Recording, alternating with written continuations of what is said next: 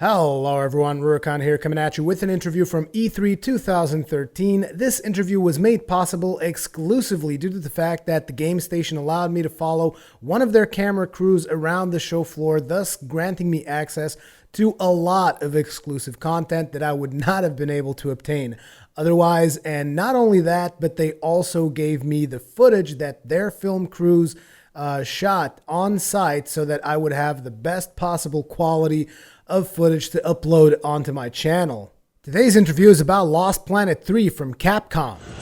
Hi, my name is Andrew Szymanski and I'm the producer at Capcom for Lost Planet 3. Oh, hi, I'm Bill Watterson. I do the voice and the motion capture action for Jim Payton in Lost Planet 3.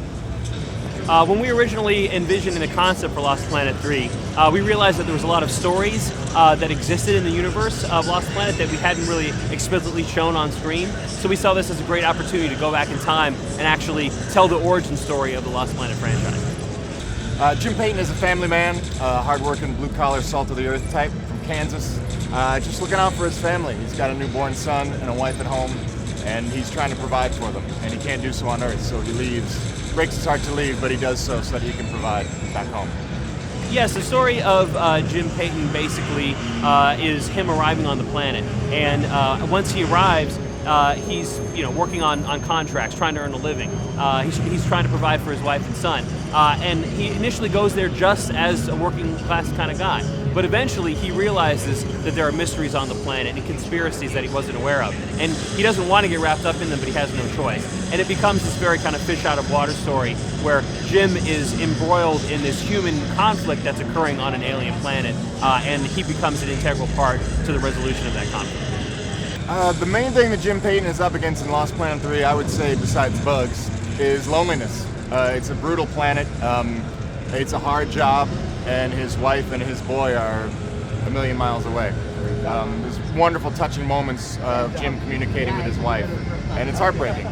It's heartbreaking because the environment is just as lonely as his situation.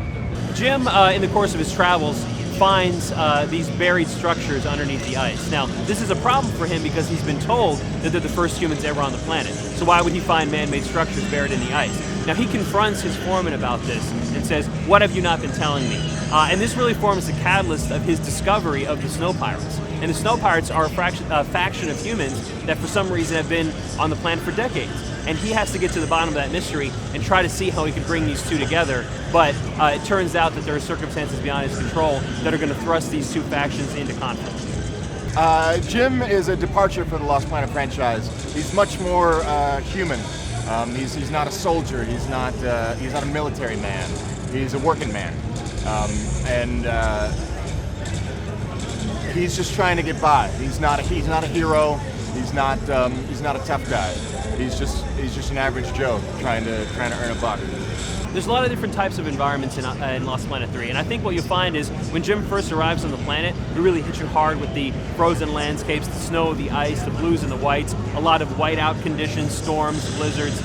As he moves forward in the game and as he starts exploring cave systems and underground areas as well as different parts of the planet, he finds magma fields with red lava that's flowing throughout the environment. He also finds, once again, man-made structures, these mysterious abandoned bases where we can really hit a strong suspense paradigm. So we've really tried to make the world feel very cold and frozen throughout all the areas, but we try to throw as much variety at you as we can. You're really going to enjoy Gail Holden, who actually is a character from Lost Planet 1, I believe.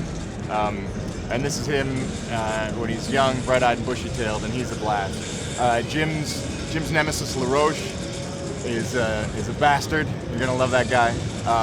Everybody's got a distinct voice, a unique personality. Everybody in the game. Every Kovac is a blast. Everything he says makes me laugh, even though it irritates me.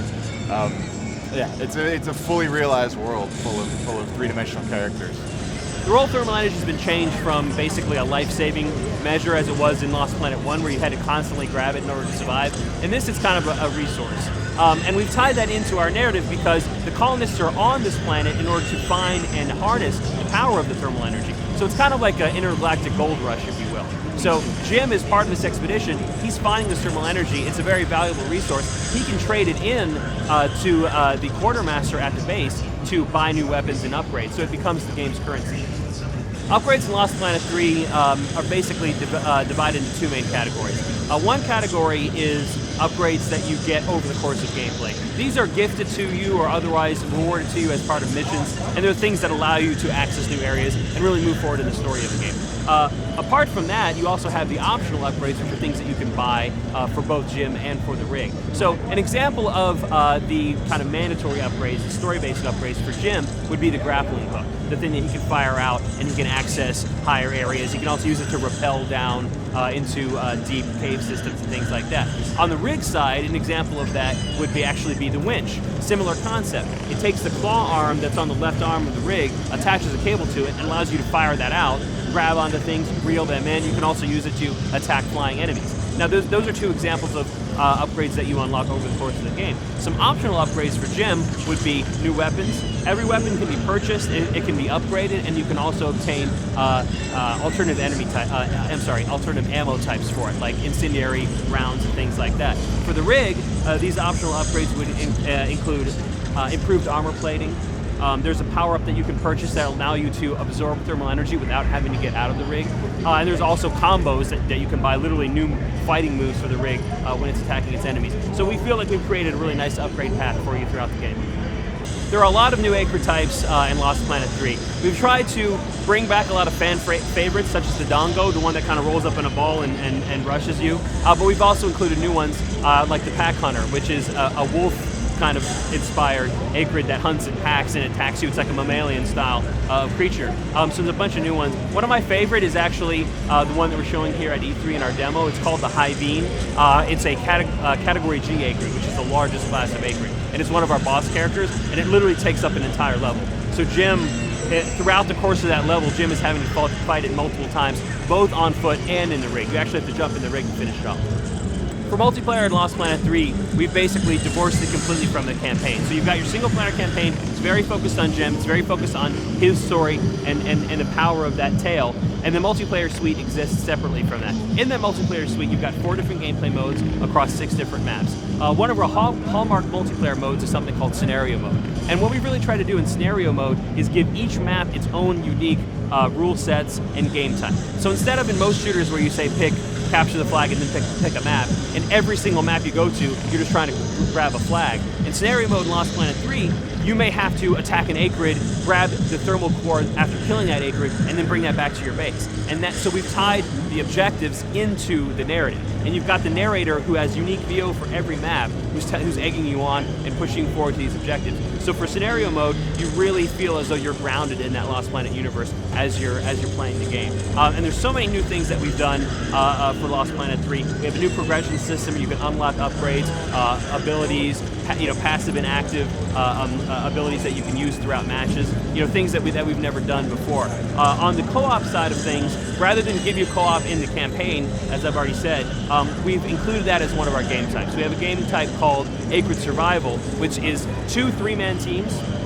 Where you get together with 2 of your buddies on a 3-man team, and you're defeating waves of acrid. So it's kind of like a horde mode that you might know from other games. And you're being attacked by the acrid in waves, and you're defeating them, and you're earning points, and it's totally points based. So the faster you kill those acrid, the more points you get, and the closer you get to winning. The big difference between this and horde modes in other games is you'll go through multiple waves of acrid, and in the final wave, the gates in the middle of the map open up, and now you have to defeat the opposing player team. So it's PvE, PvE, and at the end, you've got the PvP. So again, it's another way that we tried to switch things up a little bit for multiplayer. Lost Planet 3 will be out August 27th in North America, August 30th in Europe for PlayStation 3, Xbox 360, and PC.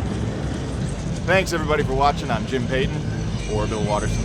It's been a blast. Enjoy the game.